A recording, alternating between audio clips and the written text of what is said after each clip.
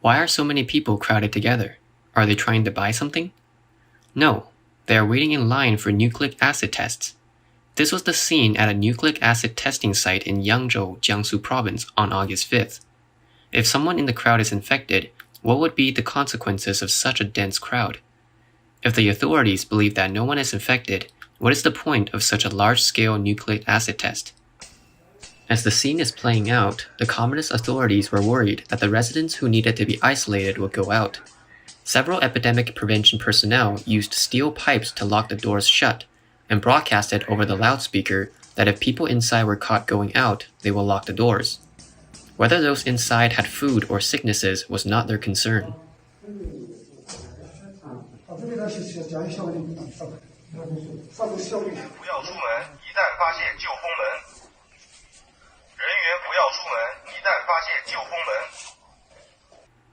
After the Delta variant spread in Nanjing Lukou Airport in Jiangsu province on July 20th, the new wave of COVID-19 in China has spread to 17 provinces. As of August 7th, the number of medium and high-risk areas in China has increased to 196, the highest number since the normalization of the outbreak control. According to media reports in China, the source of the outbreak was Flight CA910 from Russia to Nanjing Lukou International Airport, which first infected 9 airport cleaning staff and then spread to airport staff and then to the community. The outbreak then spread rapidly, not only to the Jiangning district of Nanjing, where the airport is located, but also to the whole country through layovers and domestic flights, as well as through people leaving Nanjing. According to the official infection transmission map, confirmed cases from Nanjing Lukou Airport led to infections in Shandong, Sichuan, Liaoning, Guangdong, Anhui, and Chongqing. A confirmed case in Liaoning province traveled to Jiangjiajie, Hunan province, which led to the spread of the outbreak in Hunan, Beijing, Hubei, Hainan, and Jiangsu, while a man from Sichuan who contracted the disease in Jiangjiajie spread the virus to Hunan and Ningxia after boarding a tourist ship. Chinese Vice Premier Sun Chunlan went to Nanjing on July 29th to examine the prevention control of the epidemic and asked that all 20,000 people in the airport and high-risk areas of Lukou be quarantined. But Nanjing reported that there are only 7,000 rooms available. Sun then said directly at the conference, "Let those who can find quarantine places do it." Netizens commented that Sun's implying to the staff that if you can't even manage to find quarantine rooms, you should be laid off. Sun's words pushed the Lukou airport staff to move everyone overnight. After the outbreak in Nanjing, several areas where people were infected with the disease were also closed down.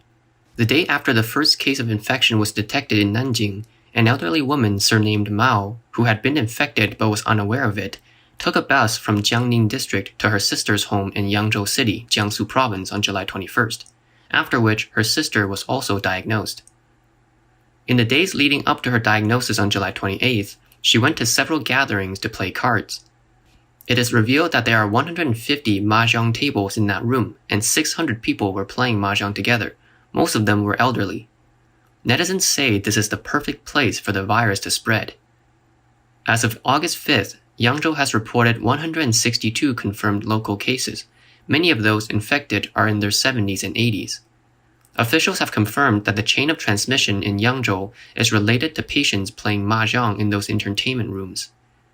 The old lady who hid her travel history directly led to the outbreak in Yangzhou and has been detained. The third round of nucleic acid testing in Yangzhou's main city began on August 5th, and Yangzhou citizens rushed to the testing site, as we saw at the beginning of this video. The city of Yangzhou is close to traffic and work to conduct testing, but the number of confirmed cases is still climbing rapidly. The locals revealed that the scale of this city closure in Yangzhou is larger than last year. Highway and road entrances and exits are closed, but many people are still being pulled away for quarantine every day.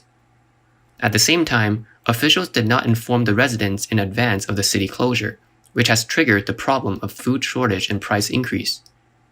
A video posted by netizens shows that the original bustling shopping malls and entertainment centers are now mostly empty, and there are sterilization trucks on the streets.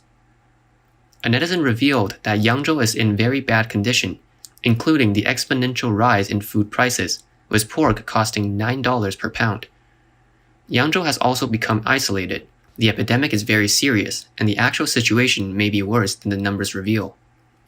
Another video shows the entire Union Village in Yangzhou City is being moved to an isolation site in the early hours of August 7th. The video also shows a residential building in Yangzhou where a man tried to escape by jumping from the balcony, but was still caught by the police and forced to the quarantine site. Another major area of this outbreak is Zhangjiajie City, a famous tourist spot in Hunan Province. The root cause of the infections was a large performance staged in Zhangjiajie on the night of July 22nd. On the 26th, Dalian identified 3 asymptomatic infected persons who had transferred to Zhangjiajie at Nanjing Lukou International Airport and attended the performance on July 22nd. The show was held at the charming Xiangxi Grand Theater, which has a capacity of 3,100 people. And because it's the peak season for tourism in the summer, the theater has a daily routine of 4 performances in a row, receiving more than 10,000 people a day. According to media reports, there were more than 2,000 people in the audience on the night of the 22nd, and the audience members sat right next to each other. The outbreak then spread rapidly to Liaoning, Beijing, Shandong, and many other provinces and cities, with Zhangjiajie as the center. A serious epidemic broke out in Hunan province as well. On August 5th, Zhangjiajie City in Hunan issued a notification that 2 areas in the city were promoted to high-risk areas. As of that date, there were 3 areas that were designated as high risk. Currently, the outbreak has spread to at least 12 counties and urban areas in 7 cities in Hunan province, with confirmed cases on the rise in Zhuzhou City, which is now under semi-lockdown. On July 28th, another asymptomatic person was found in Changde, Hunan province, and the area where the person was located has been sealed off. On July 30th, 2 more people were tested positive in Ningxiang City, Hunan province, and the Changsha West Railway Station and the high-speed railway station where the person visited has been closed. Yiyang City in Hunan has 1 new case, and the area where the infected person lives is under control. Beijing, another key protection area for the CCP authorities, also discovered 3 local infections on August 1st, all of whom were returning travelers to Beijing from Zhangjiajie. More than 9,500 people have been placed under lockdown in Yankun, a town in Beijing's Fengshan district. On August 2nd, a large community with 10,000 people in Beijing's Haidian district was immediately sealed off because of a new confirmed case. All residents could only enter and not leave. Over a dozen public security and medical personnel were stationed on site to assist more than 10,000 residents with nucleic acid testing within 2 days, making this the largest partial area lockdown for epidemic prevention in Beijing this year. Nearby communities are also under semi-lockdown.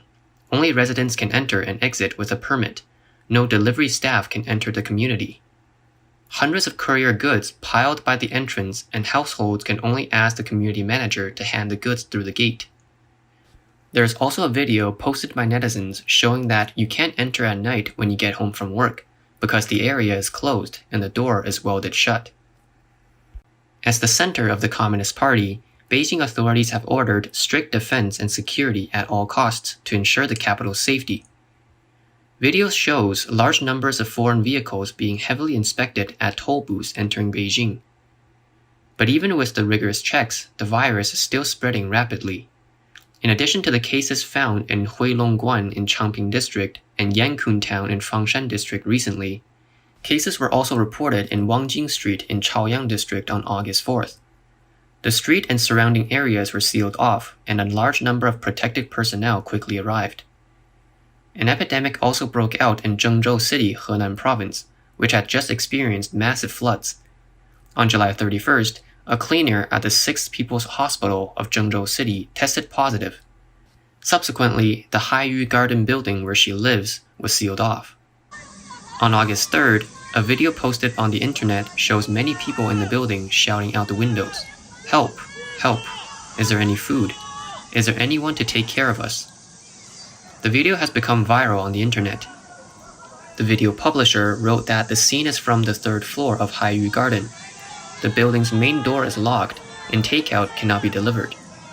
Many residents are about to starve since no one prepared anything in advance.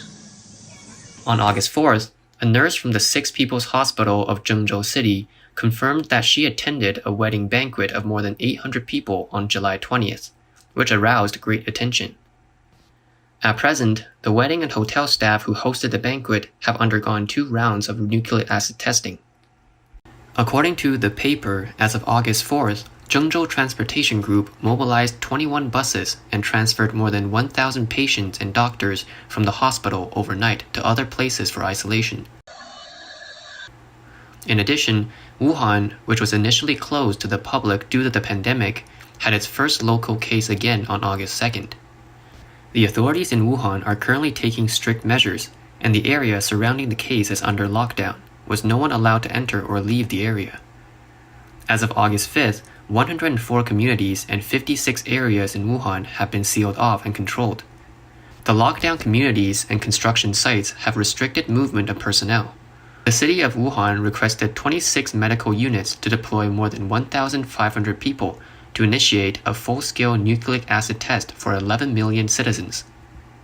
Then it was announced that the authorities had built 31,300 isolation wards overnight. As of the 5th, the city has prepared 39,800 isolation rooms, 30,600 have been used, and 8,500 more are expected to be used in the next 3 days. Videos uploaded by locals shows the crowd at the nucleic acid testing site. People were shouting and screaming, and from time to time, conflicts and fights broke out. A member of the epidemic prevention staff in Wuhan fainted due to the hot weather and huge workload. On August 5th, the entire street of Dacheng Road, once the busiest area of Wuhan and home to the largest vegetable market in Wuchang district, was sealed off and patrolled by police. After another outbreak in Wuhan, people were once again in a panic. Based on past experience, people are now stocking up on food and scurrying for supplies, and vegetables at many supermarkets are sold out. A man who has been delivering meals to his elderly parents was unable to enter the Evergreen Garden neighborhood in Wuhan after it was closed without notice, leaving a 91-year-old and another in her 80s with no one to take care of them. In addition, an outbreak was detected in Chongqing.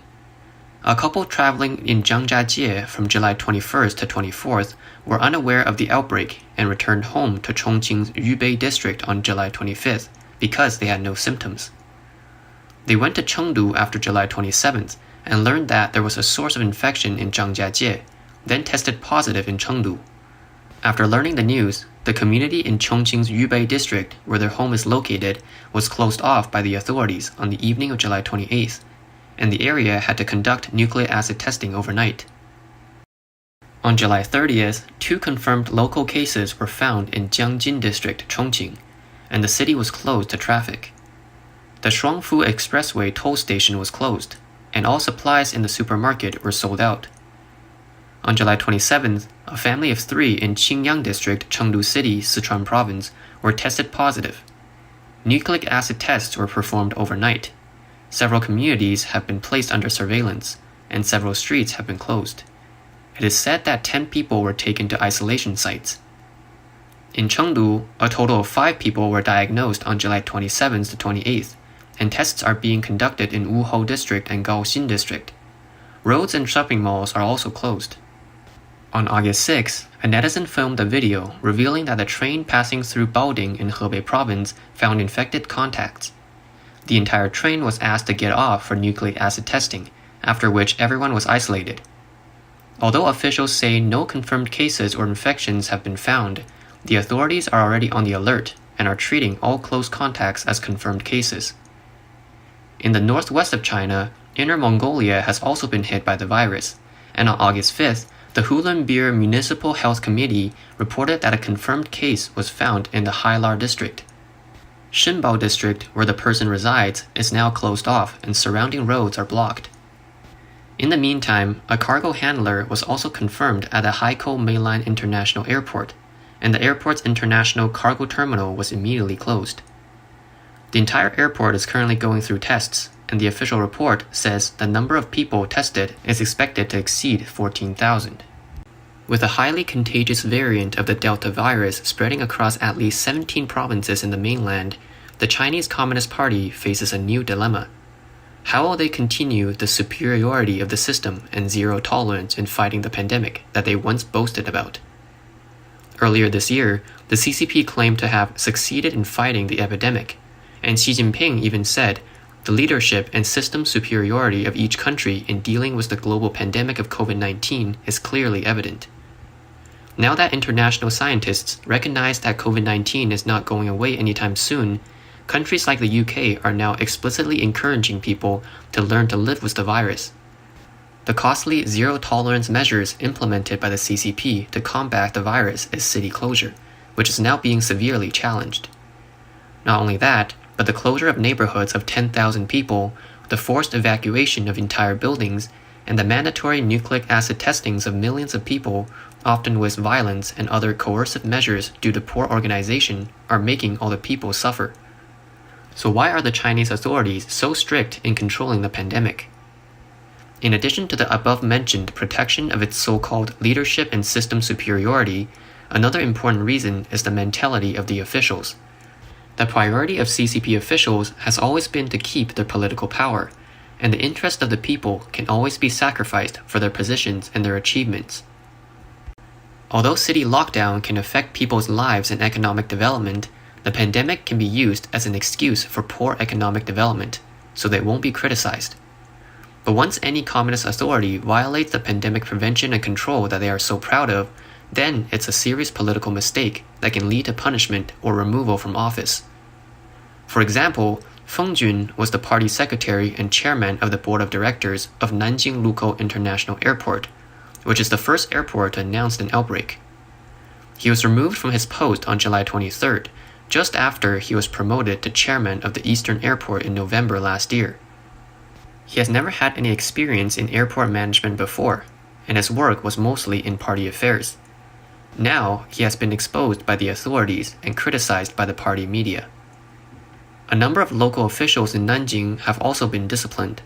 Among them, the vice mayor of Nanjing, Hu Wanjin, was given an administrative demerit, and the director of the Municipal Health Committee was removed from his post. On July 31st, there were multiple suspected cases in Zhengzhou, and Fu Guirong, director of the Zhengzhou Municipal Health Commission, was removed from her post. Last year, she was named individual leader in the national effort of fighting the coronavirus. For many CCP officials, promotions and demotions are only a step away. If they don't follow the policies of the party, one cannot predict what might happen to them in the next moment.